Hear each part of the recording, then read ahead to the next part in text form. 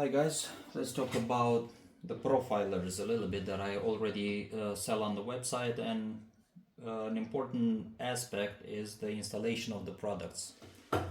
So what we have here is the E61 version.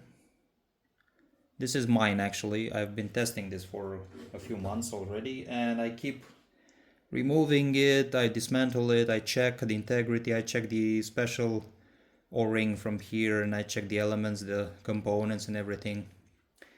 So regarding E61 group heads, it will already have Teflon tape put by me on the thread, the M6 thread. Be sure you have the same thread on your group head. Remove the bolt or the pressure gauge or anything you already have inside the front hole that the E61 group heads have, and simply insert this inside the group head. So remember a few important aspects about the profiler. First, avoid using the key like this or like this. And maybe you already saw that we need to protect the on-off button, and we need to protect the Type-C plug that we use for charging the battery from inside the profiler. So the battery is rechargeable. It can be replaced anytime. So remember, the key should be used on these sides where we don't have the Type-C, we don't have any plug. So like this or like this. This is the Cremina or Pavoni version with the long wire. Same story. Never use the key like this or like this because you might damage the button or the charging plug. Use the key like this or like this. The key is provided inside the kit. In case of this Pavoni or Cremina profiler, I cannot put Teflon tape over here, so your coffee machine has to have the piston pressure kit installed. Of course, you need to remove or not to install the pressure gauge and adapter, and those two will be replaced by the profiler. So this thread is compatible only with our piston pressure kit made for La Pavoni or for Cremina. I cannot ensure it's compatible with any other products on the market. I'm 100% sure it's okay for our shaft. So I always install without the cap. This is held in place by magnets. This is not a part of the profiler that you should hold with force and rotate or anything like that. Always remove the cap when you install the profiler or you uninstall it from the coffee machine. So this is just for covering the entire system. This gap here is normal, a small gap, and this hole is normal. I talked with John, and we need good ventilation. Of course, this will get hot. So as John said, chimney effect means the air will go through the inside of the profiler and gets out from this hole, from this channel. So remove the cap, and if you feel more comfortable, you can remove the battery also. One second. There we go. You can remove the battery.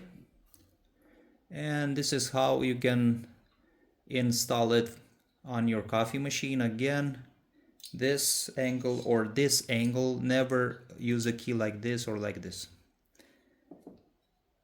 This goes directly on the shaft. Use Teflon tape or thread locker on the shaft. I will make another longer video on how to install this on a La Pavoni or Cremina, same thing, coffee machines.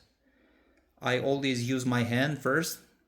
I avoid, and you should 100% always avoid getting your hand here near this plug, this LCD. So never hold the sensor from the motherboard, these elements, or the LCD. We do not cover any warranty if you will destroy this, or Type-C or on-off button. So be careful. What I'm doing is I'm holding by the bottom, the metal part, if I want to, or This metal frame, 3 bolts, is very tough and resistant. I sometimes use this. Again, never buy the LCD label, never buy the motherboard or the motherboard elements. So like this, by hand, like this, or with the key. The open sides, not this or this. It's exactly the same thing with the E61 version. Remove the cap, you can remove the battery, never hold by the motherboard, by the LCD, this label.